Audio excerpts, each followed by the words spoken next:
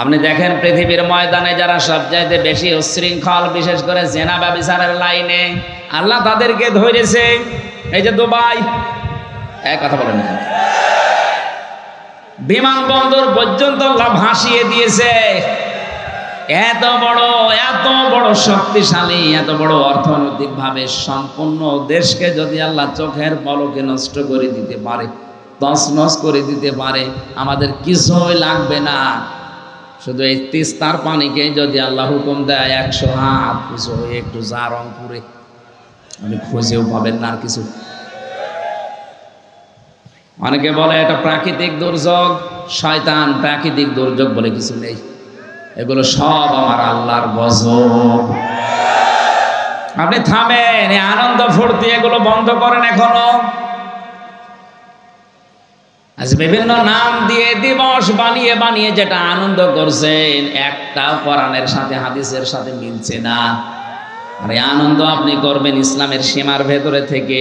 এমনকি আজকে ঈদুল আজহা, ঈদুল ফিতরকেও মানুষ এমন আনন্দের জায়গায় নিয়ে গেছে যেখানে কোরআনের নিয়ম নেই। ঈদুল আজহা, ঈদুল ফিতরের শিক্ষা কি ছিল? আগে ত্যাগ, এরপরে ভোগ। কথা বলেন না কেন? 1 মাস রোজা রেখে আপনি আনন্দে খাবেন, লাফাবেন না। আগে সাদগা দেন, আগে ফেতর দেন। ওইটা দিয়ে গরিব মানুষেরা সেমাই কিনবে, চিনি কিনবে, খাবার কিনবে, ওর বাচ্চারা আনন্দ করবে, উল্লাস করবে, খুশি হবে। ওইটা দেখে আপনি খুশি হবেন। আপনি আগে শুধু খাবেন, আবার হবে না। ঈদুল আজহাতেও তা, কোরবানি জবাই করে নিজে আগে খেয়ে মরবেন না, আগে জবাই করে গোশত গরিবকে দিয়ে আসেন। গরিব মানুষেরা খাবে, আনন্দ করবে, হাসবে, ওদের হাসি দেখে এরপরে আপনি খাবার খাবেন। কথা বলেন না কেন? ইসলামের তো দিবস ছিল মাত্র এই 2টা, আগে ত্যাগ, এরপরে ভোগ। আপনি বলেন তো এই 2টা দিবস বাদ দিয়ে যত দিবস এই বাংলাদেশে এখন চলছে, সে যে নামেই হোক, আমি নাম নিলাম না, আন্তর্জাতিক সাম্রাজ্যবাদী যারা আমাদের পকেটের টাকাগুলো একদিকে ছিনিয়ে নেওয়ার জন্য নতুন নতুন দিবস বানিয়েছে, আর একদিকে আমাদেরকে বিশৃঙ্খলা, অশৃঙ্খলা, যৌনতায় ভাসিয়ে দেওয়ার জন্য ব্যবস্থা করে দিয়েছে। আমি আবার বলছি, ঈদুল আজহা, ঈদুল ফিতর বাদ দিয়ে দুনিয়ায় এমন কোন দিবস আপনি পাবেন না যেখানে আগে ত্যাগ, এরপরে ভোগ, আগে ভোগ, এরপরে ত্যাগ। কথা বলেন না। 14ই ফেব্রুয়ারি পালন করে মানুষ, বলেন না কেন? এর ভেতরে কি আগে ত্যাগের পরে ভোগ?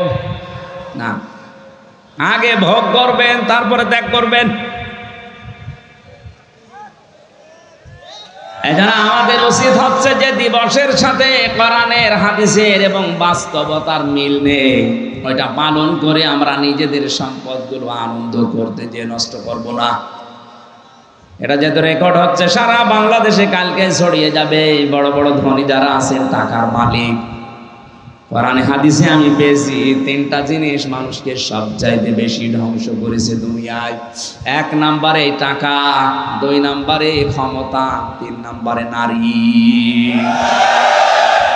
আমি সহ যারাই শুনলাম, প্রত্যেকেই যেন এই 3টা বিষয়ের ব্যাপারে সেন্সিটিভ থাকি, সিনসিয়ার থাকি, সতর্ক থাকি। আমাদেরকে যেন আমাদের সম্পদ, আমাদের ক্ষমতা, আমাদেরকে যেন নারীতে জাহান্নামে নিয়ে যেতে না পারে। বলেন আমিন। দুনিয়াতে যত মানুষ ধ্বংস হওয়ার পেছনে টাকা আর ক্ষমতা যত মানুষকে নষ্ট করেছে, পৃথিবীর কোনো জিনিস এত বেশি মানুষকে নষ্ট করতে পারে না। যেন এই 2টার মালিক যারা, তারা কিন্তু আরো বেশি সতর্ক থাকবেন। টাকা পেলে আপনি আনন্দ করবেন না। নবীজি জানিয়েছেন কিয়ামতে আল্লাহ প্রতিটি মানুষকে নিজের সামনে দাঁড় করাবেন। মা তাযালু কদামা বানি আদম লাদ্দি ইয়াউমাল কিয়ামাতি হাত্তা ইসালান 50 আন উমরিহি ফিমা আফনা ওয়া আন শাবাবিহি ফিমা আবলা ওয়া মালিহি মিন আইনা ইকতাসাবাহু ওয়া ফিমা আনফাকাহু ওয়া আন ইলমিহি মাযা আমিলা ফিহি মুত্তাফাকুন আলাইহি। রংপুরবাসী, প্রতিটি মানুষকে আল্লাহ নিজের সামনে দাঁড় করাবে। এভাবে দাঁড়া, 5টা প্রশ্নের জবাব দেওয়া লাগবে তোরে। নবীজি বলেন, জবাব যদি সঠিকভাবে দিতে না পারে, ও সামনেও যাবে না, পেছনেও যাবে না, জায়গায় দাঁড়িয়ে থাকবে। আমি সহ যারা এখানে আছি মনে করেন এখন আমাদের চলছে ওইটা, ময়দানে মাহশার কায়েম হয়ে গেছে, মহান আল্লাহ তার সামনে হামজাকে দাঁড় করিয়েছে। আমার এই 33 বছর জীবনটা নিয়ে আমি দাঁড়িয়েছি। কয় বছর বলেন বলেন? আমি 33 বছর জীবন নিয়ে দাঁড়ালাম। সভাপতি 60 বছরের জীবন নিয়ে দাঁড়িয়েছে। আপনি নিজের জীবনটা নিয়ে মনে করেন আমি দাঁড়িয়ে আছি মহান আল্লাহর সামনে, নিজের দিকে তাকিয়ে আজকের ওয়াজটা আপনি মিলাবেন। আল্লাহ যদি জিজ্ঞাসা করে হামজা এই সারাটা জীবন কি করলি বলতো, আপনি কি মনে করেন আমি 33 বছরের জবাব সঠিকভাবে দিতে পারবো? না।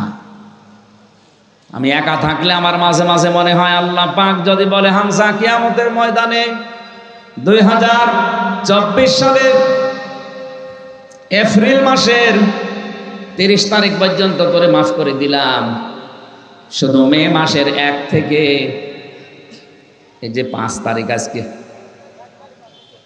1 থেকে 4 তারিখে 4 দিনের হিসাব দিয়ে তুই জান্নাতে চলে যা। আমার তো এই 4 দিনের হিসাব সঠিকভাবে দেওয়া সম্ভব না। আপনারা পারবেন না? আপনারা পারবেন। এখানে শব্দটা ছিল আন উমরিহি ফিমা আফনা। 4 দিন না 4 বছর না, পুরা জীবনের হিসাব আল্লাহ পুঙ্খানুপুঙ্খানু সুম্মা লা তুসআলুনা ইয়াউমাইদিন আনিন নাঈম, প্রতিটি নিয়ামতের সঠিক জবাব আপনার কাছ থেকে নেবে। আজকের এই ওয়াজটা যদি আজ সবাই আমরা সত্যি নিজের মনে করে মেনে নিতে পারতাম, আমার জীবন পরিচ্ছন্ন হয়ে যেত। হাদিসটা যদিও দুর্বল, আমি শিক্ষার জন্য বলছি। খলিফাতুল মুসলিমিন হযরত ওমর ইন্তেকালের 12 বছর পর তার সন্তান আব্দুল্লাহ স্বপ্নে দেখলেন বাবা যেন সুন্দর কাপড় পরে ভেজা নিয়ে গোসল করে আসতেছে বাড়ির দিকে। ডাক দিয়ে বলে, বাবা কোথায় ছিলেন? 12 বছর আপনাকে আমি দেখি নাই। হযরত ওমর বলে, সন্তান আমার 12টা বছর দুনিয়ার জীবন আমি ছেড়েছি, এই 12 বছর মহান আল্লাহর কাছে আমার জীবনের হিসাব দিচ্ছিলাম, শেষ পর্যন্ত মহান আল্লাহ আমাকে মাফ করে দিয়েছে। আমি সেই দিন পঞ্চগড়ে একটা মাহফিল ছিল ঠাকুরগাঁও রানী শঙ্কর, ওখানে বিচার ব্যবস্থার উপরে কথা বলতে গিয়ে বলেছিলাম মহান রব্বুল ইজ্জাত কিয়ামতে যে বিচার ব্যবস্থা সাজাবেন 3টা পদ্ধতিতে আল্লাহ বিচার করবেন। কয়টা বলেন বলেন? আল্লাহর বিচার ব্যবস্থায় কোনো অবিচারের লেশ মাত্র নেই, আছে? না না। আল্লাহর বিচার ব্যবস্থায় ন্যায় বিচার করলে কেউ বাঁচবে না, সবাই ধরা খাবে। তাহলে অবিচার তো নেই, ন্যায় বিচার করলেও কেউ বাঁচবে না। কি করবে উনি? একটা রাস্তা খোলা আছে, মহান আল্লাহ যদি অবিচার, তো আমরা বিশ্বাস করি যে আল্লাহ অবিচার করবে না, ন্যায় বিচার করলেও ধরা খাবো। 3 নম্বর একটা পথ খোলা আছে, মহান আল্লাহ যদি দয়া করে মাফ করে দেয় তাহলে আপনি জান্নাত পাবেন। হযরত ওমর বলে, সন্তান আমার 12টা বছর মহান রব্বুল ইজ্জাত আমার জীবনের ছোটখাটো বিষয়গুলো জিজ্ঞাসা করছিলেন, আমিও যেভাবে জবাব দিচ্ছিলাম, শেষ পর্যন্ত আল্লাহ বলেন, ওমর আমার নামের খাতিরে তোরে আমি মাফ করে দিলাম, আমি এখন জান্নাতের নহর থেকে গোসল করে পোশাক পরে জান্নাতের দিকে যাচ্ছি। কুড়িগ্রামবাসী যার জান্নাতে যাওয়ার গ্যারান্টি দুনিয়ায় আল্লাহ সার্টিফিকেট আকারে পাঠিয়ে দিয়েছিলেন যে ওমর তুমি জান্নাতি, আকাশের তারকার চাইতে তার জীবনে নেকির কাজ বেশি ছিল। কোন রাস্তা দিয়ে গেলে 40 দিন ভয় পেত রাস্তায় আসতে। এই লোকটার যদি 12টা বছর লাগে তারপর আল্লাহ মাফ করে দিয়েছে, বলেন তো আপনার আমার কতদিন লাগতে পারে?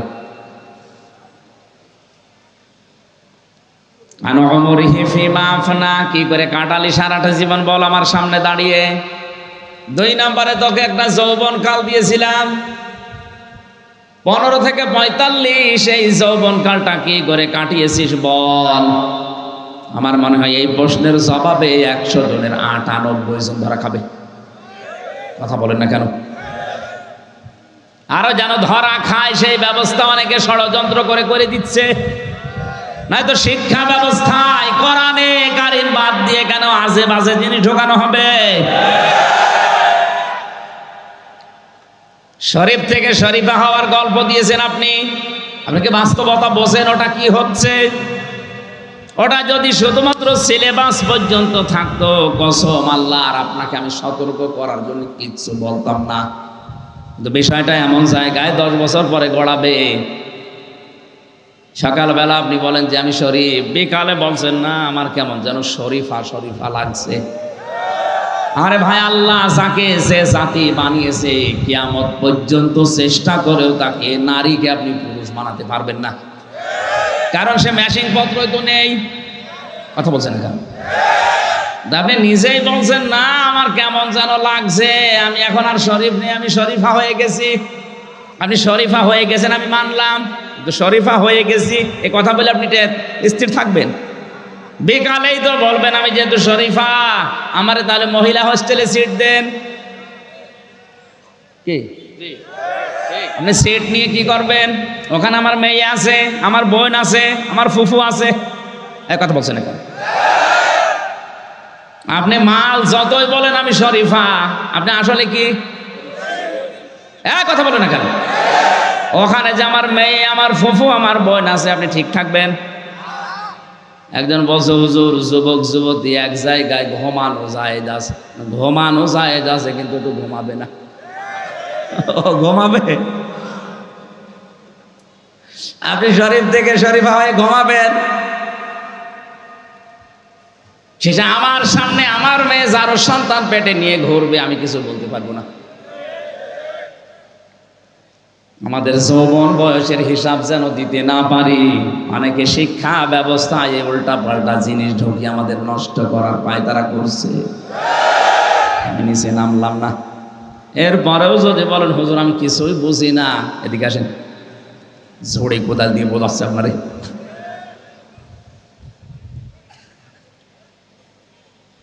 তিন নাম্বারে আল্লাহ জিজ্ঞাসা করবেন যতটুকু মাল উপার্জন করেছিলে কোন কোন রাস্তা দিয়ে, ওই রাস্তা বলো। আজ বাংলার দায়িত্বশীলদেরকে বলছি, সম্পদ যারা উপার্জন করছেন রাস্তাটা ঠিক করেন। বৈধ পথে ইনকাম করে রংপুর শহরে কেউ 15 তলা 20 তলা বিল্ডিং বানানো কিয়ামতের আগে সম্ভব না। আর আপনার বিল্ডিং এর কোনো হিসাব নেই।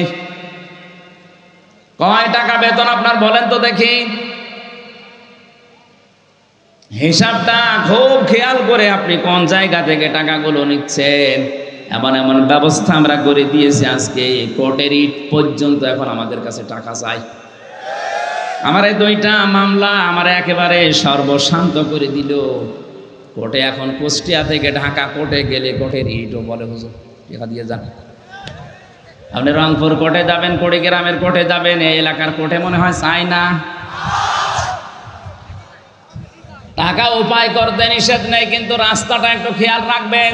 আজকে রংপুর শহরে আমার শেষ কথা ছিল এটা, পৃথিবীর ময়দানে যারা অবৈধভাবে ইনকাম করছেন, আপনার বিবেক মেনে নিচ্ছে না, তারপরও আপনি ইনকাম করছেন, 2টা ক্ষতি হবে আপনার। 1 নম্বরে অবৈধ সম্পদ আপনি দুনিয়ায় ভোগ করে যেতে পারবেন না। 2 নম্বরে মরণের পরে ওই অবৈধ সম্পদগুলো আপনার ছেলে মেয়ে, আপনার স্ত্রী, আপনার দলের লোক আরো অবৈধ কাজে ব্যয় করবে। আপনি কবরে বসে বসে ফ্ল্যাক্সি লোড হয়ে বিকাশ হয়ে পেয়ে যাবেন। যদি বলেন হুজুর আমার বিকাশ নাম্বার খোলা নেই, এমনি খুলে যাবে। বিকাশ খোলা লাগবে?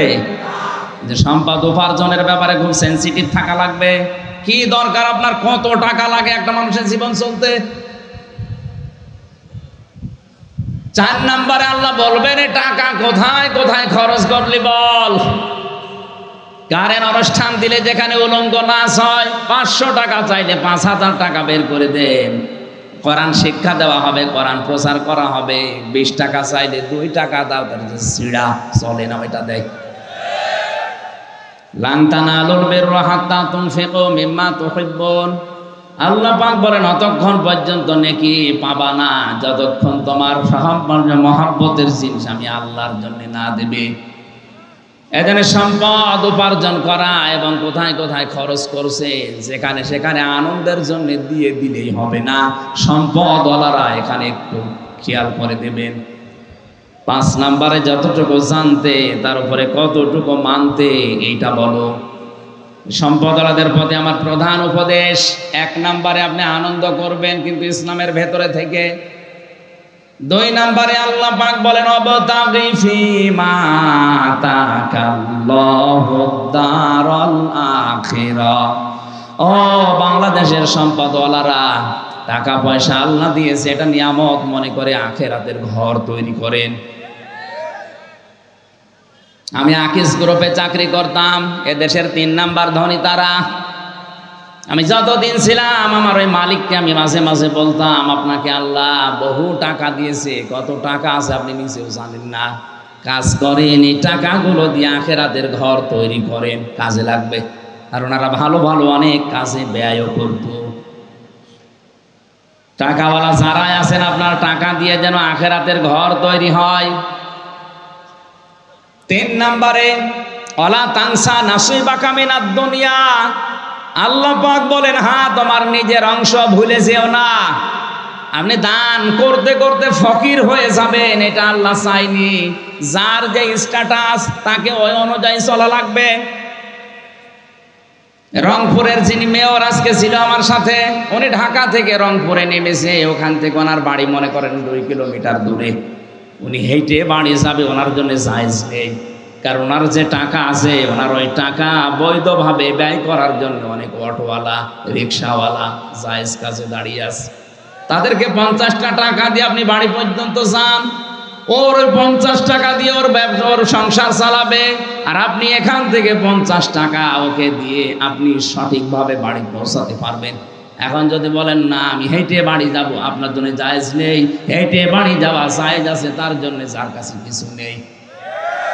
ওয়ালা তানসা নাসিবাকা মিনাদ দুনিয়া। দুনিয়ার যে অংশ, এইটা পেতে আপনি ভুল করবেন না, এটা আপনি সঠিকভাবে চালান। তাহলে এখান থেকে শিক্ষা কি? যার যে স্ট্যাটাস, যার যে যোগ্যতা, যার যে জায়গা, ওই জায়গায় সে যেন সঠিকভাবে চলে। আমি আমির হামজা, আমারে আল্লাহ যা দিয়েছে, আমার বাবারে যা দিয়েছে, আমি যদি এখন 20 টাকা গজের কাপড় পরি, আমার জন্য জায়েজ নেই। আমার পরা লাগবে কমপক্ষে 250, 300, 500 টাকার গজের কাপড়, কারণ ওই যোগ্যতা আল্লাহ আমার এখন দিয়েছে। কথা বলেন না কেন? এমনও ধনী মানুষ আছে 25 টাকা গজের কাপড় কিয়ামতের আগ পর্যন্ত পরবে। কৃপণ হওয়া যাবে না। যে সম্পদ আল্লাহ দিয়েছে, যে অংশ দুনিয়ায় দিয়েছে, ওইটা আপনি ভোগ করতে পারেন জায়েজ ভাবে, কোনো অসুবিধা নেই। এক লোক বউকে বলছে, আমি নামাজে যাব, আমার টুপিটা একটু ময়লা পরিষ্কার করে দাও। বউ কেসে দিয়েছে টুপি পরিষ্কার করার জন্যে, কিন্তু ওই দিন আর সূর্য ওঠে নাই, রোদ নেই, এই জন্য টুপি আর শুকায় না। চিন্তা করছে ভেজা টুপি মাথায় দিয়ে গেলে মাথা আমার ঠান্ডা লেগে যাবে। স্ত্রী কাজ করছিল চুলার উপরে, ও টুপিটা এভাবে ধরেছে যেন শুকিয়ে যায়, আল্লাহর ইশারা হাত থেকে পড়ে আগুন লেগে গেছে। টুপির ওই ছাই তুলে কুলি করছে, দাঁত মাজার পর পানিগুলো যখন কুলি করে ফেলে দেয়, বলছে আল্লাহ টাকাগুলো আমি পানিতে ফেললাম। টাকা পানিতে ফেলিস। কৃপণতা করা যাবে না। যার যে অংশ আছে দুনিয়ায়, ওইটা আপনি পালন করেন, পান, ভোগ করেন, অসুবিধা নেই। অবতাগি ফীমা ওয়াহসিন কামা আহসানাল্লাহু ইলাইকা।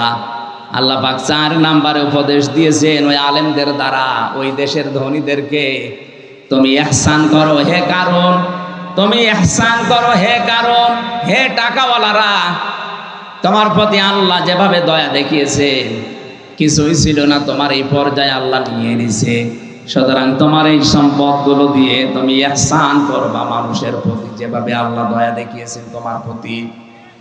আজ বাংলাদেশে আমরা যারা টাকাওয়ালা আছি, ক্ষমতাওয়ালা আছি, আমাদেরকে ইহসানগুলো আল্লাহ পাক যেভাবে করেছেন, আমরা ক্ষমতা দিয়ে, টাকা দিয়ে যদি অন্যান্য সৃষ্টির প্রতি এভাবে দয়া দেখাতে পারি, কিয়ামতে মহান আল্লাহ আমার 70টা অপরাধ ঢেকে রাখবে, গোপন করে রাখবেন।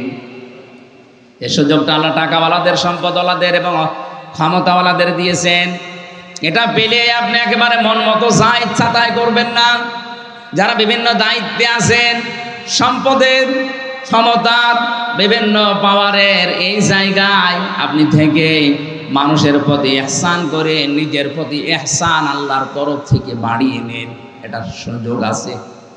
একটা মানুষের অপরাধ যদি আপনি জানা শোনার পরেও যেভাবে হোক গোপন করে তারে বাঁচিয়ে দিতে পারেন, মহান আল্লাহ কিয়ামতে আপনার ৭০টা দোষ গোপন করে বাঁচিয়ে দেবেন। বলেন আমিন। অবতাগি ফিমা ওয়ালা তানসিন কামা আহসানাল্লাহু ইলাইকা ওয়ালা তাবগিল ফাসাদা ফিল আরদ। জমিনে বিশৃঙ্খলা তৈরি করা যাবে না। আমরা দেখছি এই দেশে যত বিশৃঙ্খলা করার জন্য চেষ্টা চালাচ্ছে, পেছনে সব টাকাওয়ালাদের অবদান। আপনার টাকা দিয়ে যেন কোনো বিশৃঙ্খল কাজ না হয়, উশৃঙ্খল কাজ না হয়, এটা আপনি হিসাব করে দুনিয়া চলবেন। ইন্নাল্লাহা লা ইউহিব্বুল মুফসিদিন। কোন সন্ত্রাসীকে আমার আল্লাহ পছন্দ করে না, ভালোবাসে না। এই জন্য সন্ত্রাস যারা সৃষ্টি করছেন, বাংলাদেশ তো ভালোই ঠান্ডা হয়ে গেছে, ভালোই চলছে, হঠাৎ এই দেশটাকে গরম করার জন্য যারা উঠে পড়ে লেগেছেন তারা থামেন। কারণ যারা বিশৃঙ্খলা করে, সন্ত্রাস তৈরি করে, মানুষের ভেতরে ত্রাস সৃষ্টি করতে চায়, তাদেরকে আল্লাহ পছন্দ করে না। আল্লাহ যদি কাউকে পছন্দ না করে জান্নাত দেবেন? বলেন বলেন। আল্লাহ আমাকে সহ যারা এসেছি এই 5টা উপদেশ, বিশেষ করে ক্ষমতাওয়ালা টাকাওয়ালাদেরকে মেনে নেওয়ার তৌফিক দেন। বলেন আমিন। কোরআনের এই সমস্ত অনুষ্ঠানগুলোকে আমি ক্লাস মনে করি, এটা একটা ক্লাস চলছে।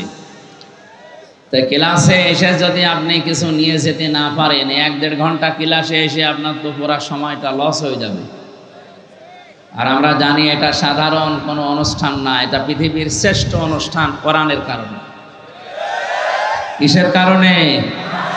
কোরআন যদি এখানে না থাকতো, আসল আমির হামজা হোক আর নকল হোক, আসতেন না।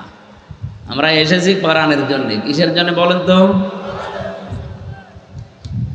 শুকরিয়া আদায়ের প্রথম মাধ্যম হচ্ছে মুখ দিয়ে স্বীকার করা যে হ্যাঁ, এটা আমার জীবনে নিয়ামত।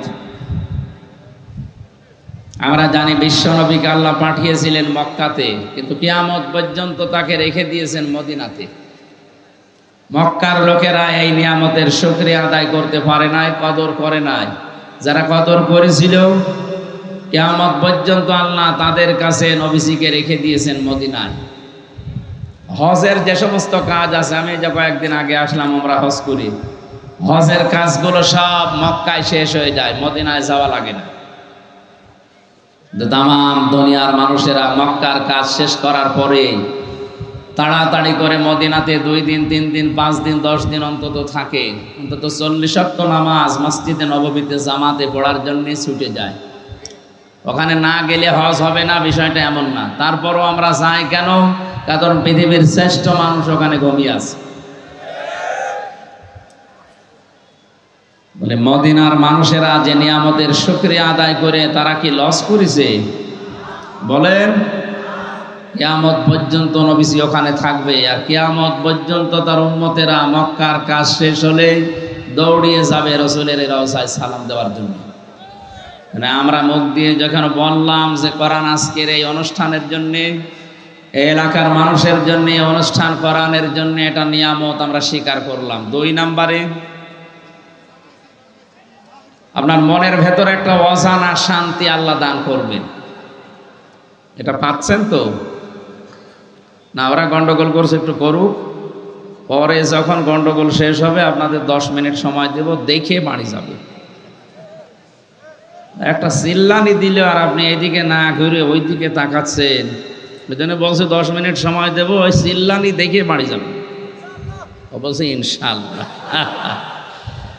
কুড়িগ্রাম অঞ্চলের এই মানুষগুলো এত সহজ সরল, এ বিড়ি খাওয়া ছাড়া এ কিছুই জানে না। বলছে ঠিক, সহজ সরল, এটা ভালো। কারণ সহজ সরল মানুষকে আল্লাহ জান্নাতে দেবে। 2 নম্বরে আমরা জানি, নবীজি জানিয়েছেন, ধনীদের চাইতে গরিব মানুষকে আল্লাহ 500 বছর আগে জান্নাতে পাঠাবে। আর সারা বাংলাদেশের ভেতরে সব চাইতে গরিব মানুষ বেশি রংপুরে। রংপুর বিভাগের মানুষেরা গরিব, যেহেতু নবীর হাদিস অনুযায়ী চট্টগ্রাম, সিলেট, ঢাকা বিভাগের মানুষের চাইতে আপনারা 500 বছর আগে জান্নাত পাবে। এবার তো বলবেনি, ঠিক আছে ভাই। আপনার আমি পায়ে ধরে বলছি, আপনি কথা বলেন না, এমনি উল্টোপাল্টা যা করেন কথা বলেন না। হ্যাঁ, নিয়ামত আদায়, শুকরিয়া আদায়ের দ্বিতীয় মাধ্যম, শর্ত বা পদ্ধতি হচ্ছে আপনার মনের ভেতরে একটা অজানা অনির্বচন সুখ আপনি পাবেন। অনির্বচন সুখ কাকে বলে? কোরআনে কারীম জানিয়েছে, আখফিদ লাহুমা জানাহা যুল্লি মিনার রাহমা ওয়াকুর রাব্বিরহামহুমা কামা রাব্বায়ানি সাগীরা। যারা আলেম আছেন, তাফসীর পড়েন, তাদেরকে বলছে আল্লাহ পাক বলেন আখফিদ, খফজন মানে ডাউন করা, এরপরে ফল করে দেওয়া। তাম পৃথিবীর সন্তানদেরকে আল্লাহ জানিয়েছেন, পৃথিবীর সন্তানেরা তোমার মা বাবার জন্যে তোমার ডানা যে ছায়া হয়, ডানার এই ছায়াটা ডাউন করার পরে ফল করে দিবা। আমরা দেখি মানুষের কোনো ডানা নেই, মানুষের আছে বাহু, হাত। আল্লাহ ইয়াদুন দিতে পারতেন, রাউদুদা দিতে পারতেন।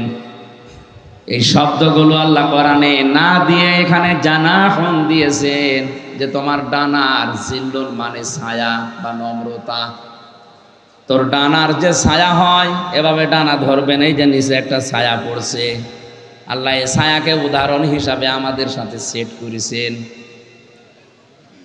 তোমার হাতের যে ছায়া আছে, ডানার এই ছায়াটা মা বাবার উপরে এভাবে ডাউন করবা, এরপরে ফল করে দিবা।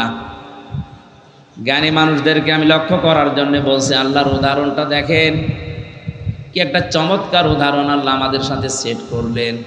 আমাদের যেহেতু ডানা নেই, ডানা আছে পাখির, আল্লাহ পাখির ডানা হাওলাত করে আমাদের লাগিয়ে দিলেন। কেন? কারণ আমাদের এই ডানার ভেতরে নরম কিছু নেই, সবই শক্ত। আল্লাহ হেলিকপ্টারের ডানা, এরোপ্লেনের ডানা, এই ডানাগুলো লাগাতে পারতেন, পাখির ডানা দিলেন কেন? কারণ হেলিকপ্টারের ডানা ডাউন হয় কিন্তু ফল হয় না, ফল হলে আর উঠবে না। আর আমাদের ডানার ভেতরে নরম সেরকম কিছু নেই। আল্লাহ পাখির ডানা নিয়েছেন এই কারণে, কারণ এর ভেতরে কিছু পর আছে, পালক আছে, এত সফট, এত নরম, এত কোমল, এত মার্জিত, একটার সাথে আরেকটা যখন লেগে যায়, পাখির এই বাচ্চাগুলো নিচে যখন আশ্রয় নেয়, তখন একটা কিচির মিচির আওয়াজ দেয়। বাংলা ভাষায় একে বলা হয় অনির্বচন আনন্দ। কুড়িগ্রামবাসী এই আলোচনাগুলো আমি সেমিনারে করি, এ কথাগুলো আপনাদের বুঝে আসছে কিনা আমি জানি না। তাকান কি উদাহরণ আল্লাহ দিয়েছেন। বাচ্চাগুলোর এই কিচির মিচির আওয়াজকে বাংলা ভাষাবিদ তারা বলেছেন এটা অনির্বচন আনন্দ বা সুখ। পাখির এই বাচ্চাগুলো, মুরগির এই বাচ্চাগুলো মায়ের এই ডানার নিচে এই সফট, নরম, কমল, মোলায়েম এ পাখার নিয়ে আশ্রয় নিয়ে এটাই জানাতে চাই, মা আমাদের উপরে যতই আক্রমণ হোক, পৃথিবীর কেউ আমাদেরকে আর দেখতে পাবে না, আমরা নিরাপদে আছি। এই জন্য এই আওয়াজটা আমরা দিলাম, আমরা আনন্দে আছি। আল্লাহ পাক মানুষকে জানাতে চেয়েছে, হামজা তোর মা বাবা যতদিন দুনিয়ায় বেঁচে থাকে, তারা যেন মনে করে আমার হামজা থাকতে অন্তত আমাদের আর কোনো চিন্তা নেই। কুড়িগ্রামবাসী, আমার মা বাবা, আপনাদের মা বাবা কি এটা এখন মনে করতে পারছে? বলেন না, পারছে না। কয়েকদিন আগে 6 ভাই বোন মিলে বাবার জমি জায়গা সব লিখে নিয়ে বাবাকে রাস্তায় ছেড়ে দিয়েছে। যা, আল্লাহ যে বললেন তোর মা বাবা যেন মনে করে যে হামজা থাকতে অন্তত এ সিরাজ থাকতে আমার আর যেন কোনো চিন্তা ভাবনা করা না লাগে। কই 6টা ভাই বোন, সব হায়ার এডুকেটেড, সব অনার্স মাস্টার্স করা, অথচ বাবার সম্পদগুলো সব নিজের নামে লিখে নিয়ে বাবাকে 95 বছর বয়সে রাস্তায় ফেলে দিয়েছে। যান, আপনার দরকার নেই। আমি অনির্বচন শোক এই শব্দটা বোঝানোর জন্য কোরআনের আয়াতটা পড়েছিলাম। আপনি নিয়ামতের শুকরিয়া আদায় যদি করতে চান, এটা ফি জিলালিল কোরআনে সাইয়্যিদ কুতুব লিখেছেন, আপনার মনের ভেতরে একটা অজানা শোক আমার আল্লাহ নিজের পক্ষ থেকে দান করবেন। আপনি মনের অজান্তেই দেখবেন চোখ দিয়ে পানি পড়ছে। ওয়াইদা সামিউ মা উনজিলা ইলার রাসূলি তারা আয়ুনাহুম তাফিদু মিনাদ দামি মিম্মা আরাফু মিনাল হক ইয়াকুলুনা রাব্বানা আমান্না ফাকতুবনা মা'আশ শাহিদিন। সূরা মায়েদা ৭ নাম্বার পারার ১ম নাম্বার পৃষ্ঠার ১ম নাম্বার লাইনের ৮৩ নাম্বার আয়াত। এটা তাফসীরে হক্কানিতে আছে।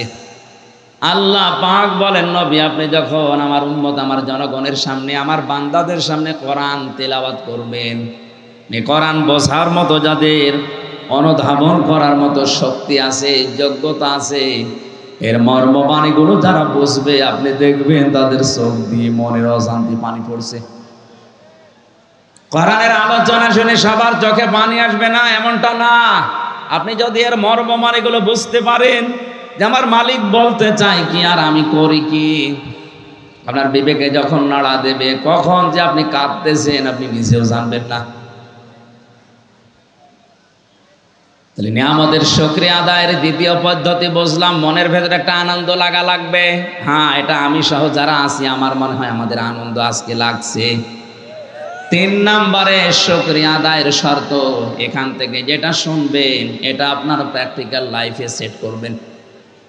এই ৩টা শর্ত যারা মেনে নেয় তারা যেন আল্লাহর নিয়ামতের শুকরিয়া আদায় করে, তাহলে আল্লাহ তার জীবনে এইরকম নিয়ামত আরো বৃদ্ধি করে দেবে। বলেন আলহামদুলিল্লাহ। আর যদি এই ৩টার একটা পাওয়া না যায়, ওয়ালাইন কাফারতুম ইন্না আযাবি লাশাদীদ। আল্লাহ লাম না দিলেও পারতেন, ইন্না না দিলেও পারতেন, 2টা গ্যারান্টি দিয়েছেন, তাকিদ দিয়েছেন। সত্যি যদি এই 3টা পদ্ধতিতে কেউ নিয়ামতের শুকরিয়া আদায় না করে, ওর জীবন থেকে জীবনের মতো ওটা আল্লাহ কেড়ে নেবে আর আযাবের ভেতরে আল্লাহ ফেলে দেবে। তাম বাংলাদেশ এখন গরম না ঠান্ডা, রহমত না গজব? আযাবের ভেতরে এমনি আল্লাহ ফেলে নাই। আমাদের যে আচরণ ছিল আল্লাহর নিয়ামতের সাথে, এই আচরণ আমরা করতে পারি নাই। ইন্নাল্লাযী লাইসা ফী জাওফিহি শাইউম মিনাল কুরআনি কাল বাইতিল খরিব। নবীজি বলেন যে অন্তরে কোরআন নেই, কোরআনের জ্ঞান নেই, আলো নেই, ওটা মানুষের অন্তর না, ওটা উজাড় গৃহ, শয়তানের ঘর। বলেন নাউযুবিল্লাহ। কুড়িগ্রামবাসী, আমাদের অন্তর যেন শয়তানের ঘর হয়ে না যায়, উজাড় গৃহ হয়ে না যায়, মানব শূন্যহীন হয়ে না যায়, মনুষ্যত্ব যেন আমরা হারিয়ে না ফেলি। এই জন্য আহ্বান, এই সংগঠন 1 বছর পরে আমাদেরকে কোরআন ভেতরে দেওয়ার জন্য ব্যবস্থা করেছে। নাকি ওনাদের অন্য উদ্দেশ্য আছে? না, নেই। কোরআনে কারিম অন্তত কিছু না কিছু হলেও আমার অন্তরে যেন থাকে। আজকের আলোচনা থেকে আমরা যেন অন্তত কোরআন থেকে কিছু নিয়ে বাড়ি যেতে পারি। আল্লাহ তুমি আমাদের তৌফিক ভিক্ষা দাও। বলেন আমিন। দরুদ আর সালাম পড়ছি আমাদের নবী মুহাম্মদুর রাসূলুল্লাহ সাল্লাল্লাহু আলাইহি ওয়াসাল্লামের প্রতি। আজকে তেলাওয়াত করেছি সূরা কাসস ৭৬, ৭৭ 2টা আয়াত। আমরা তাফসীরুল কোরআন মাহফিল লেখা পেয়েছি, এই জন্য তাফসীর আকারে কথা বলবো ইনশাআল্লাহ। জবান খুলে কোরআনের এই আয়াত শয়তান যেন আশপাশে না থাকে সেই নিয়ত করে পড়ে। কারণ পৃথিবীর কোনো ইবাদত করার আগে আউযু বিল্লাহ পড়া লাগবে, শয়তান থেকে আশ্রয় চাওয়া লাগবে, এমন কোনো নিয়ম আমি পাইনি। শুধু কোরআন পড়ার আগে মাস্ট বি আউযু বিল্লাহ পড়াই লাগবে। এটা তো আমি বানালাম নাকি? হ্যাঁ, রংপুরবাসী, আল্লাহ পাক কেন কোরআনে কারীম পড়ার আগে আউযু বিল্লাহ পড়তে বলেছেন? আমি তাফসীরে আয়াতে দেখেছি, নামাজ পড়তে গেলে আপনি আউযু বিল্লাহ পড়েননি, আপনার নামাজ হবে না। হ্যাঁ, হবে, অসুবিধা নেই। রোজা রাখার আগে আউযুবিল্লাহ পড়েননি, আপনার রোজা হবে না। হজ করতে যাবেন, আউযুবিল্লাহ পড়েননি, আপনার হজ হবে না।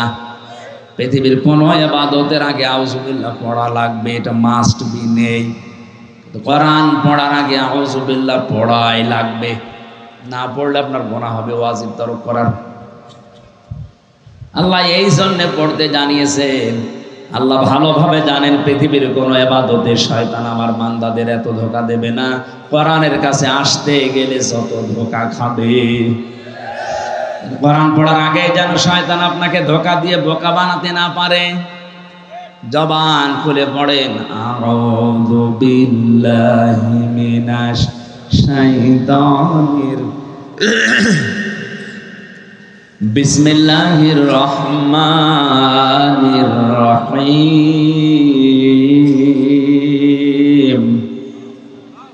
ইন্না কারুনা কানা মিন কওমি মূসা ফাবাগা আলাইহিম। সাদাকাল্লাহুল আযীম। এ পর্যন্ত থাক, এখনো এরা কথা বন্ধ করেনি। আপনাদের জন্য কি মোনাজাত করে বাড়ি চলে যাব? সেলাই কথা বন্ধ করেন। পুলিশ ভাইরা কই গো, এত পুলিশ দেখলাম, আপনি একটু অস্ত্র ইস্যু করেন তো ভাই। ভাই এই যে টুপি মাথায় দেওয়া ভাই, কি আপনার কি হয়েছে? ওখানে বসেন। যে ইবাদতে কষ্ট বেশি হয় ইবাদত সওয়াব বেশি হয়। আজকে দেখতে পাচ্ছি তো কষ্ট হচ্ছে, কথা বলবেন না। সহজ সরল বলে এত সহজ সরল হতে সমস্যা।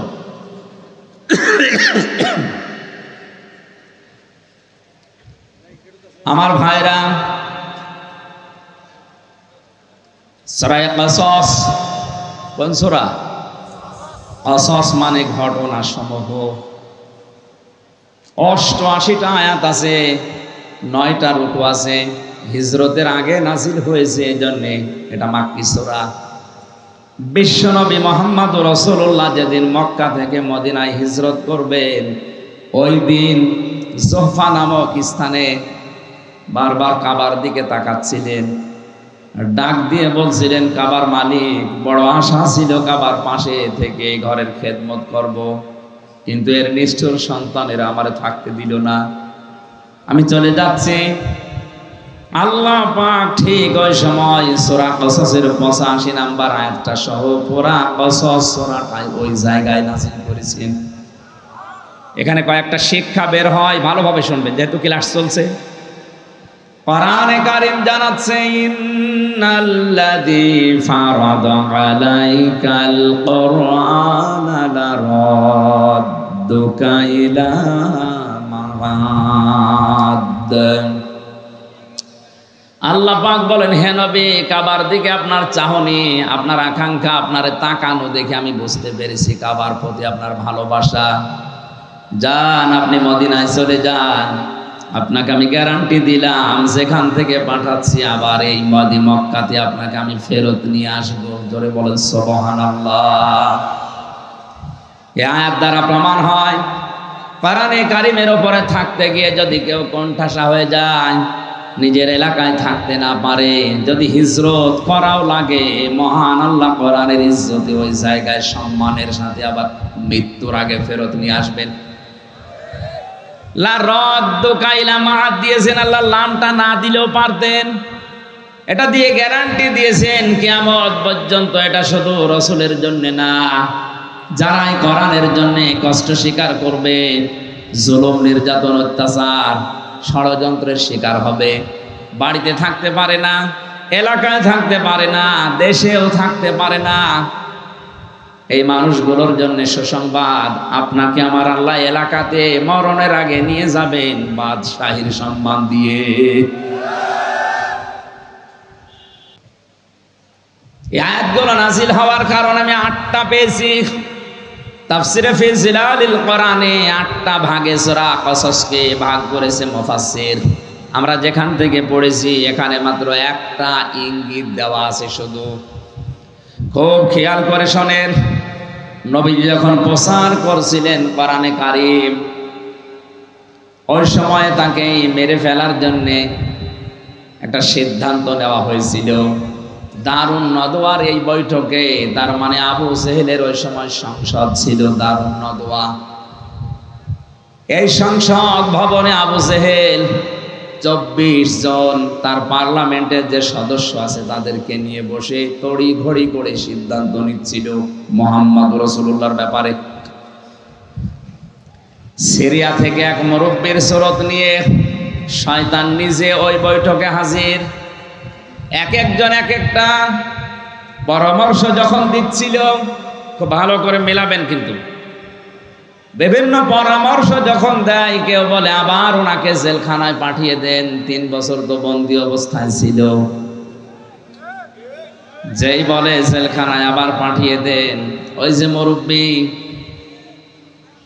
দাড়ি বড় বড়, জোব্বা গায়ে দিয়ে, পাগড়ি মাথায় দিয়ে, হাতে তসবিহ নিয়ে এক কোনায় বসে আছে। এ মুরব্বি বারবার ভেটো দেয়, কি করবেন ওরে জেলখানায় দিয়ে? 3 বছর রাখার পরে দেখলেন না ওর জনপ্রিয়তা আরো বেড়ে গেছে। ওরা বলছে ঠিক আছে তাহলে এটাই হবে না, আর কি করা যায়? আরেকজন পরামর্শ দিচ্ছে, এক কাজ করেন, দেশ থেকে তাড়িয়ে দেন। সবাই প্রায় ওইদিকে রাজি রাজি। হঠাৎ ওই মুরব্বি ভেটো দিয়েছে, না, তাড়িয়ে দিয়ে করবেন কি? ও বাইরের দেশে যে দল পাকাবে। সবাই এবার ঘুরে তাকাচ্ছে, কি গো, কোন মুরব্বি তুমি? তোমারে তো দেখি নাই। বলে তোমরা মুরব্বির কথা শোনো, যে দেখবা। পরিচয় দেয়নি, কারণ এই শয়তান পৃথিবীতে 2 বার মানুষের সুরত নিয়ে আবু জেহেলকে ধোঁকা দিয়েছিল। একবার বদরের ময়দানে সুরাকার সুরত দিয়ে ধোঁকা দিয়েছিল, যে চিন্তা নেই আমি এসে গেছি। আর একবার এই যে দারুন নদওয়ার বৈঠকে এসে ধোঁকা দিচ্ছে। ডাক দিয়ে বলে, মুরব্বির কথা যদি তোমরা মেনে নিতে পারো, আমি একটা পরামর্শ দিতে পারি। সবাই ঘুরে তাকিয়েছে, হ্যাঁ বলেন। আমার মনে হয় পৃথিবীতে এখনো এরকম মুরব্বির সুরত নিয়ে অনেকেই ধোঁকা দিচ্ছে।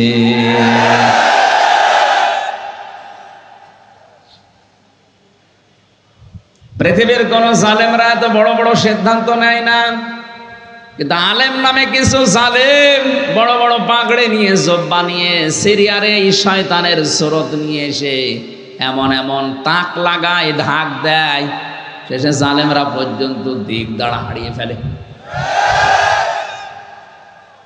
ডাক দিয়ে বলছে, তোমরা এক কাজ করো, লোকটারে জেলে দিলেও হবে না, দেশ থেকে তাড়িয়ে দিলেও হবে না, ওর চ্যাপ্টার ক্লোজ করে দাও, মেরে ফেলো।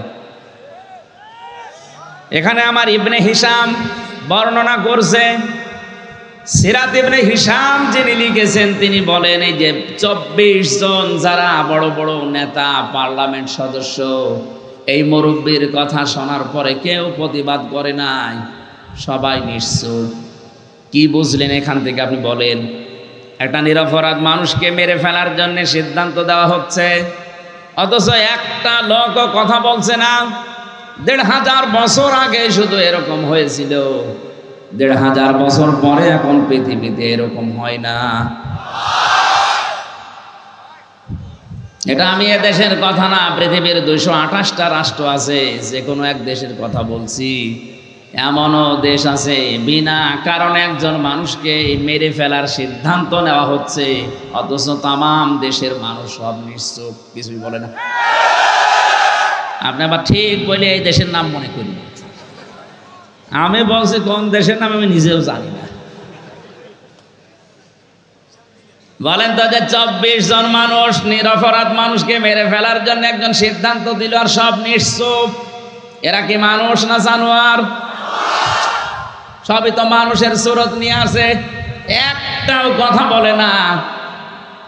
আমারও মনে হয় মাঝে মাঝে পৃথিবীটা কেমন যেন হয়ে গেল, বিনা কারণে একজনকে বিপদে ফেলে দেয়, বিনা কারণে একজনের জীবন নাশ হয়ে যায়, গুম হয়ে যায়, আর সারা দেশের মানুষ হাঁ করে তাকিয়ে কিচ্ছু বলে না।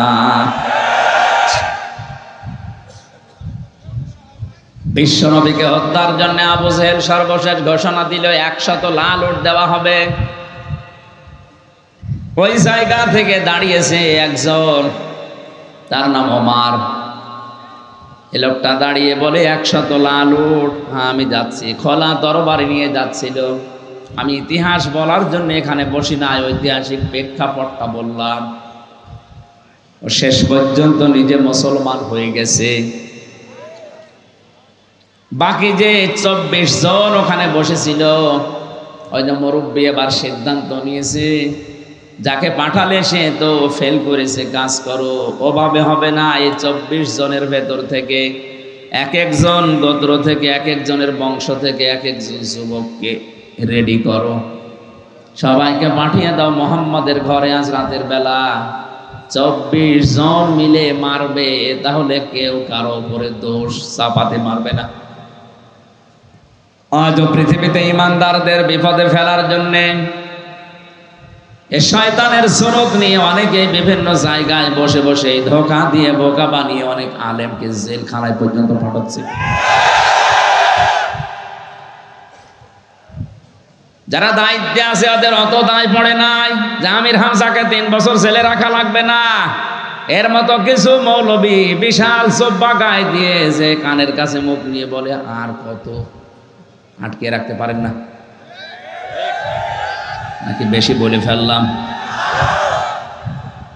শেষ পর্যন্ত ওরা 24 জন মিলে রাসূলুল্লাহর ঘরের চারিদিকে দাঁড়িয়ে আছে। প্রতিটি কথা থেকে আপনি দেখবেন একটা একটা করে শিক্ষা আমি নিয়ে আসবো ইনশাআল্লাহ। চারিদিকে ওরা দাঁড়িয়ে আছে। মুহাম্মদুর রাসূলুল্লাহ। জিবরাইল এসে বলে, হে রাসূল, আপনার চারিদিকে ওরা দাঁড়িয়ে আছে খোলা তরবারি নিয়ে, আপনি ওঠেন, সূরা ইয়াসিনের কয়েকটা আয়াত তেলাওয়াত করে এক মুষ্টি বালু হাতে নেন, সামনের দিকে শুধু ফিকে মারেন, বাকি যা করার আল্লাহর কুদরত করবে। নবীজি সূরা ইয়াসিনের আয়াত তেলাওয়াত করলেন, ইন্না জাআলনা ফি আ'নাকিহিম আগলালান ফাহিয়া ইলাল আযকানি ফাহুম মুকমাহুন ওয়া জাআলনা মিন বাইনি আইদিহিম সাদ্দাও ওয়া মিন খালফিহিম সাদ্দান ফাআগশাইনাহুম ফাহুম লা ইউবসিরুন। বলেন আল্লাহু আকবার। শুধু সামনের দিকে ফিকে মেরেছিলেন, চারিদিকে কাফেরদের চোখে পৌঁছিয়ে দিয়েছে আমার আল্লাহর কুদরত। ওই আল্লাহর কুদরত এখনো দুনিয়ায় আছে না নেই? নবীজি নিজের জামাই হযরতে আলীকে ডাক দিলেন, বললেন, এই যে টোপলা বাঁধা আছে ছোট ছোট করে, যারা আমাকে হত্যার জন্য এসেছে ওদের এই টোপলাগুলো আমানত। আমি যদি এখন এগুলো নিয়ে পালিয়ে যাই তাহলে আমার আলামিন নামের কলঙ্ক হবে। কোন নামের? আরো জোরে। ওরা আমাকে আলামিন নাম দিয়েছে আর সাদিক নাম দিয়েছে। এখন যদি এগুলো নিয়ে আমি পালিয়ে চলে যাই রাতের আধারে, আমার আলামিন নামের কলঙ্ক হয়ে যাবে। সুতরাং তুমি আমার বিছানার উপরে আমার চাদর গায়ে দিয়ে মোড়া দিয়ে শুয়ে পড়ো, বাকি যা করার আমি তোমারে বলি। চাদরটা সামনের দিকে একটু মোড় দিয়ে রাখবা, পা দিয়ে পেছনে আটকিয়ে রাখবা। 3 দিন পরে মদিনায় আমার সাথে দেখা করবা। আর এখানে যে কয়টা টোপলা আছে প্রত্যেকের নাম লেখা আছে, ঠিকানা দেওয়া আছে। সকালবেলা তার বাড়িতে যেয়ে পৌঁছিয়ে দিয়ে আসবা। কয়েকটা কথা বলেছিলেন নবীজি তাকে। 1 নম্বরে চাদরটা মোড়া দাও, 2 নম্বরে 3 দিন পরে আমার সাথে মদিনায় দেখা করো, 3 নম্বরে আমানতগুলো নাম অনুযায়ী বাড়িতে পৌঁছিয়ে দাও। হযরতে আলী বলেন, ওই সময় আমার 100 ভাগ নবীর কথা বিশ্বাস হয়েছে, অন্তত 3 দিনের ভেতরে আমার মরণ হবে না। 3 দিনের ভেতরে যদি আমি মরে যাই তাহলে নবীর কথা মিথ্যা হয়ে যাবে, আর আল্লাহ পাক নবীকে মিথ্যাবাদী বানাবেন। সুতরাং 3 দিন আমার আর চিন্তা নেই। নবীজি চলে গেলেন ওখান থেকে। কাফেরেরা ওই সময় এসেছে, ঘরের ভেতরে প্রবেশ করে বিছানার উপরে তাকে দেখে বলে, তো পাওয়া গেছে। একজন বলে দাও কোপ, আর একজন বলে দাঁড়াও দেখি। পাওয়া যখন গেছে তখন শান্তি নিয়ে মারা যাবে, আগে মুখটা দেখি। চাদর নিয়ে টানাটানি করে। হযরতে আলী বলে, নবীজি আমাকে বলেছিল হাত দিয়ে শুধু শক্ত করে ধরে রাখবা, আমি ধরে রেখেছিলাম, ওরা 24 জন মিলে টানাটানি করে, চাদর ধস্তাধস্তি করে, খুলতে পারে না। আমার মনে হচ্ছিল তামাম দুনিয়ার সব যুবকেরা যদি আজকে আমার চাদর ধরে টানাটানি করে, খোলা সম্ভব না। কি শক্তি আমার আল্লাহ আমার এই হাতের ভেতরে যেন দিয়ে দিয়েছে। আমি মনে মনে ভাবছিলাম আমি ধস্তাধস্তি করতে থাকবো যতক্ষণ ওরা আমাকে মেরে ফেলার সিদ্ধান্ত না নেয়। কারণ আমি যতক্ষণ সময় ক্ষেপণ করব, ওদিকে আমার আল্লাহর নবী 2 পা হলেও মদিনার দিকে এগিয়ে যাবে। ও বাংলার মুসলমানেরা, নবীজি আজকে নেই, বিশ্ব নবীর ওয়ারিস আছে, তাদেরকে সামনের দিকে এগিয়ে দেওয়ার জন্য যদি এরকম কারো সাথে ধস্তাধস্তি করা লাগে, সময় ক্ষেপণ করবে, আশা থাকবে নবীর ওয়ারিসরা 2 পা হলেও দেশে এগিয়ে যাবে। কথা কি বললাম আপনি না বুঝলেও এ বুঝেছে? এই কথা বলছেন? আপনার হয়তো ওই রকম ক্ষমতা নেই। বাতিল যখনই আসবে, রাম আর বামরা যখনই বিভিন্ন স্রোত নিয়ে আসবে আলেমদের বিপক্ষে অবস্থান নেওয়ার জন্য, আপনি ধস্তাধস্তি করে হলো, নড়াচড়া করে হলো সময় ক্ষেপণ করবেন, বাধা দেবেন যেন আলেমরা একটু এগিয়ে যেতে পারে। হযরতে আলী বলেন, যখন ওরা আমাকে মেরে ফেলার সিদ্ধান্ত নিয়ে ফেলেছে যে না আর দরকার নেই, তখন আমি ছেড়ে দিলাম। আমার মুখটা দেখার পরে গরম দেয় কে? কোথায় মোহাম্মদ? তুমি এখানে কেন? বললাম তোমাদের এত কথার জবাব দেওয়ার জন্য আমি এখানে শুয়ে পড়ি নাই, শুয়ে আছি একটা কারণে।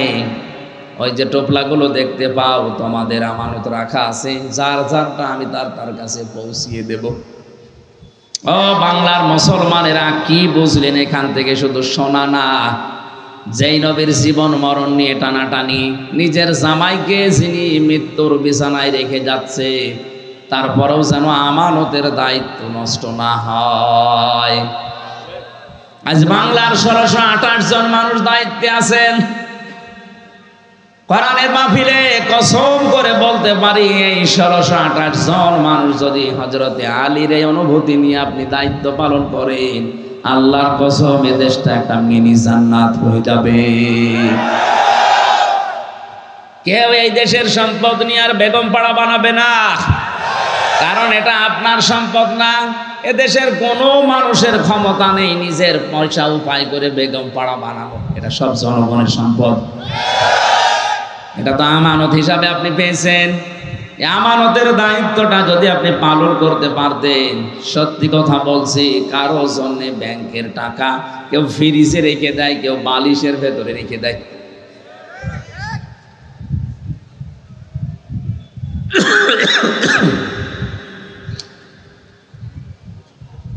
হযরতে আলী বলেন, প্রত্যেকের কাছে আমি এভাবে পৌঁছিয়ে দিচ্ছিলাম। আমার মনে দৃঢ় বিশ্বাসে যে আমি 3 দিনের ভেতরে আমার কোনো মরণ হবে না, বিশ্ব নবীর কথা আমার মদিনায় সাক্ষাৎ করাই লাগবে, এ সুযোগ আল্লাহ আমারে দেবেন। নবীজি ওখান থেকে বের হয়ে আবু বকরের বাড়িতে ডাক দিলেন, আসসালামু আলাইকুম ইয়া আবা বকর। সঙ্গে সঙ্গে ভেতর থেকে জবাব দিয়েছে, লাব্বাইক ওয়া সাদাইক ইয়া রাসূলুল্লাহ। নবীজি বলেন, আবু বকর, আমি তো খুব জোরে ডাক দেই নাই, মৃদু স্বরে একটা আওয়াজ দিলাম, তুমি জলদি করে দরজা খুলে দিলে, গভীর রজনীতে ঘুমাওনি। সিদ্দিক আকবর বলে, হে রাসূল, শুধু আজকের রাতটা না, 6 মাস আগে আপনি আমাকে একটা ইঙ্গিত দিয়েছিলেন। দেখতে দেখতে সবাই তো চলে গেল আবু বকর, কোন দিন জানি আমারও হিজরত করা লাগে, যদি আমি হিজরত করি তোমার সাথে নিতে পারি। আপনি বলেন না যে নেব, শুধু পারি বলেছিলেন। ওই দিন থেকে শুরু করে আমি 2টা বিষয় লক্ষ্য করে রেখেছি। 2টা উট আমি কিনে এক ইহুদির কাছে লালন পালন করতে দিয়েছি। 2 নাম্বার, ওই দিন আমি নিজেই আমার টোপলা বেঁধে দরজার সাথে পেট লাগিয়ে আছি, কখন আল্লাহর নবী আমার একটা ডাক দেয়। 6টা মাস আমি ঘুমিয়েছি শুধু হেলান দিয়ে দরজার সাথে। বাংলার মুসলমানেরা, আমাদেরও তো নবীর আদর্শ মানতে গিয়ে এরকমই কষ্ট স্বীকার করা লাগছে।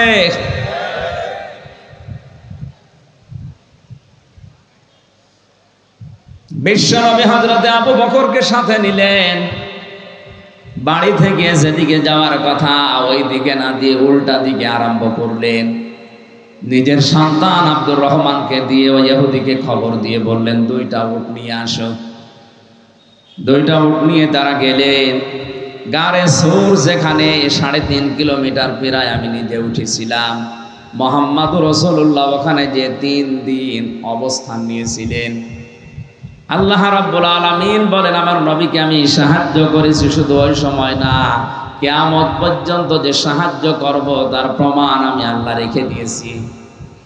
ওই জায়গায় যে বাবলা গাছটা কাঠ হয়ে ওই গর্তের মুখে সঙ্গে সঙ্গে কবুতর এসে বাসা বেঁধেছে, মাকড়সা জাল বিছিয়েছে।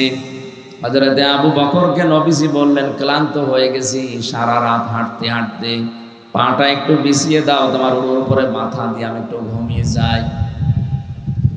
তিনি বললেন, হে রাসূল আপনি দাঁড়ান, পাহাড়ি এলাকা সাপ বিচ্ছু থাকতে পারে। নিজের বিভিন্ন কাপড় যেগুলো ছিল ছিঁড়ে ছিঁড়ে বিভিন্ন গর্তের ভেতরে দিয়ে মুখ বন্ধ করলেন। আর একটা গর্ত বন্ধ হয়নি। হযরতে আবু বকর বলেন, আমার পা দিয়ে গর্তের মুখে পা দিয়ে আমি বন্ধ করে রেখেছি। 1000 বছর একটা সাপ এখানে বসে আছে, 1000 বছর।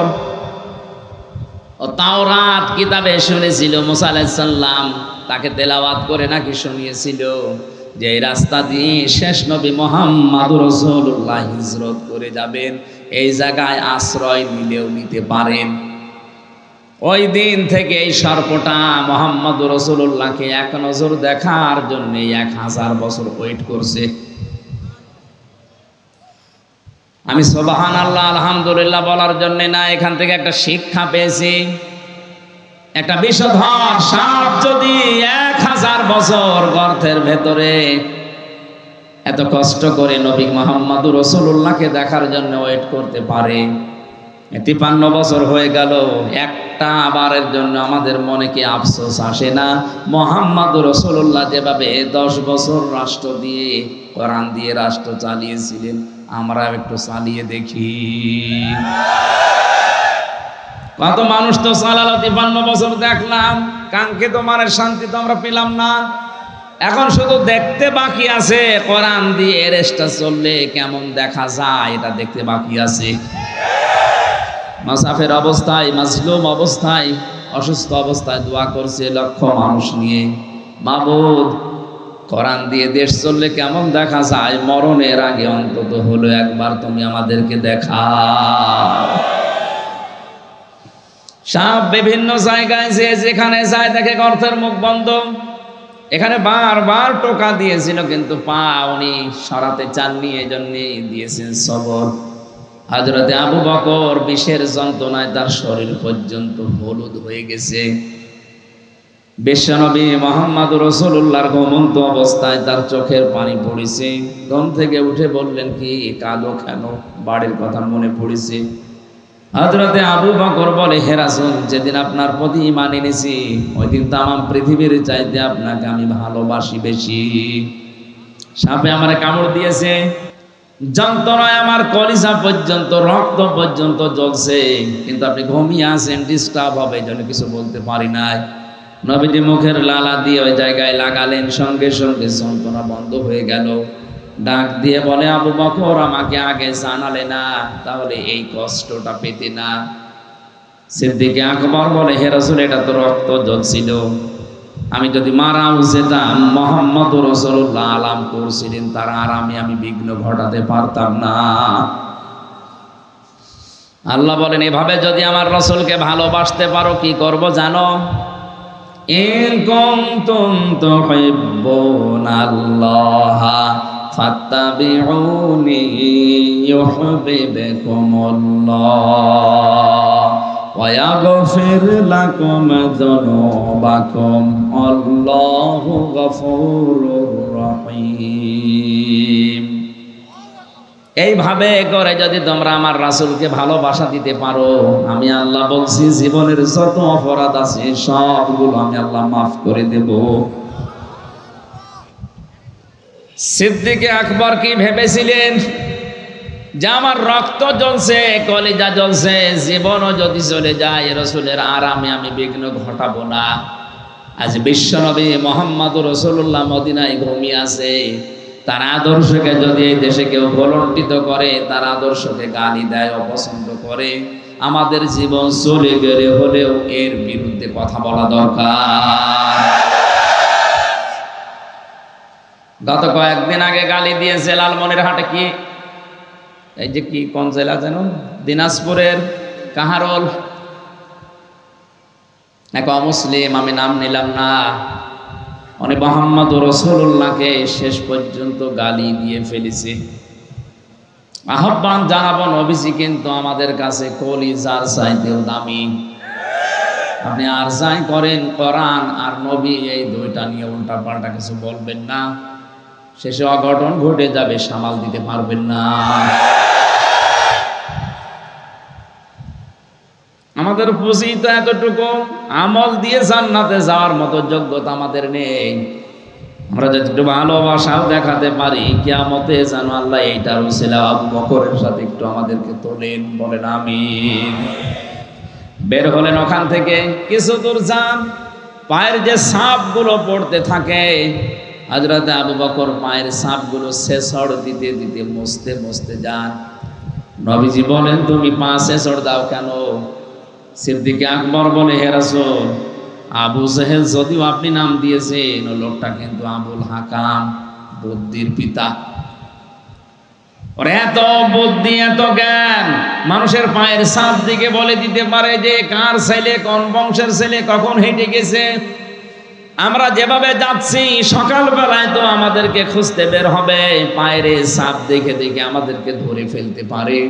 এই জন্য আমি পা ছেঁচড় দিয়ে ওই জায়গা, ওই দাগগুলো আমি মুছতে মুছতে যাচ্ছি। বিশ্বনবী মুহাম্মদুর রাসূলুল্লাহ ওখান থেকে জোহফা নামক জায়গা পর্যন্ত যে আর কাবা শরীফ দেখতে পাচ্ছিলেন না। তখন মনের দুঃখ নিয়ে এই কথাগুলো বলেছিলেন, মাবুদ, কাবা তো আর দেখা যায় না, আমি তো যেতে মনে চাই না, শুধু তোমার আদেশ পালন করার জন্য আমি হিজরত করছি। আল্লাহ ওই সময় সূরা কাসাসের 88টা আয়াত এক জায়গায় নাযিল করেছিলেন। আমার ঐতিহাসিক প্রেক্ষাপট বলার কারণ হচ্ছে, হযরত মুসা আলাইহিস সালামের জীবনী দিয়ে আল্লাহ আয়াত শুরু করেছিলেন সূরা কাসাস, আর শেষ করলেন কারুনের জীবনী দিয়ে।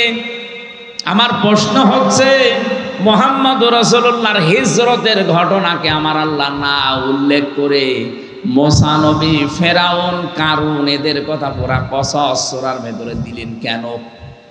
আর আমি যেখান থেকে পড়েছি, এখানে কারুনের জীবনী থেকে শুরু। আয়াতের প্রেক্ষাপটের সাথে বাস্তবতায় আয়াত নাযিল করা মিলছে না।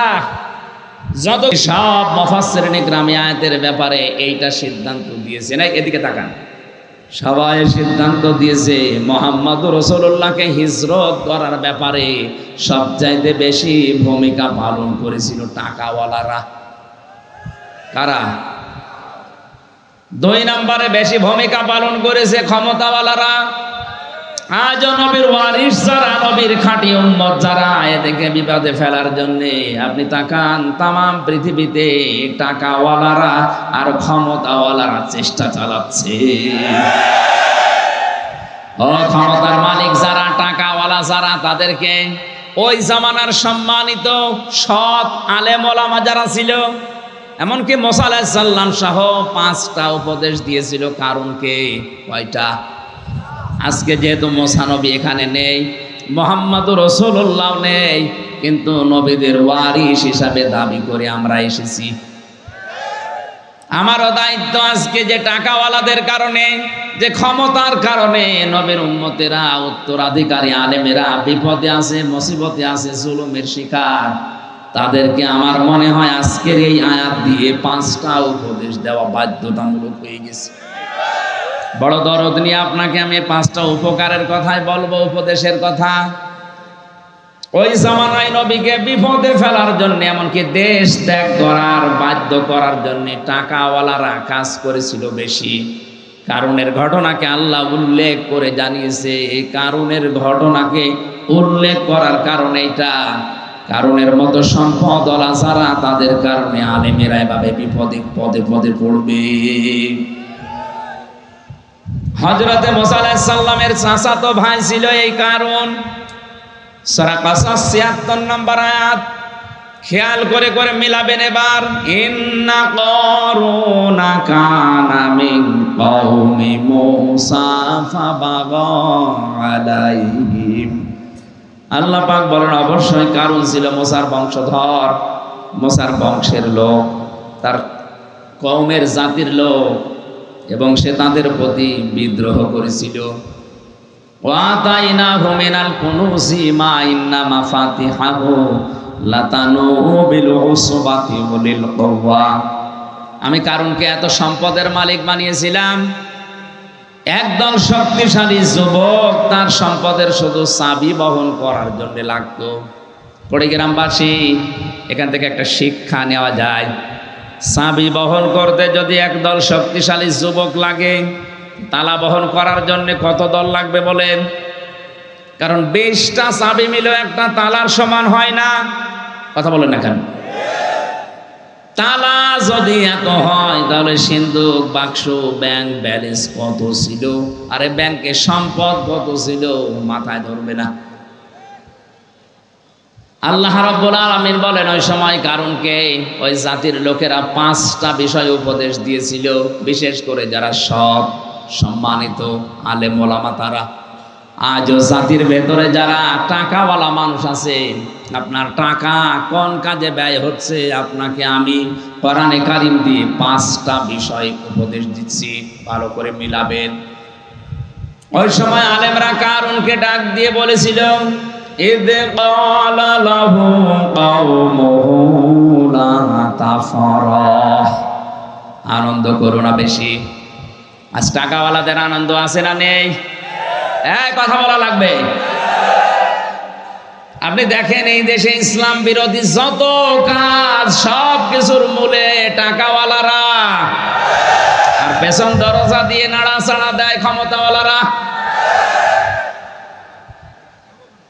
এমন এমন গানের অনুষ্ঠান দিয়েছে যেটার দ্বারা আল্লাহর আরশ পর্যন্ত কেঁপে যায়।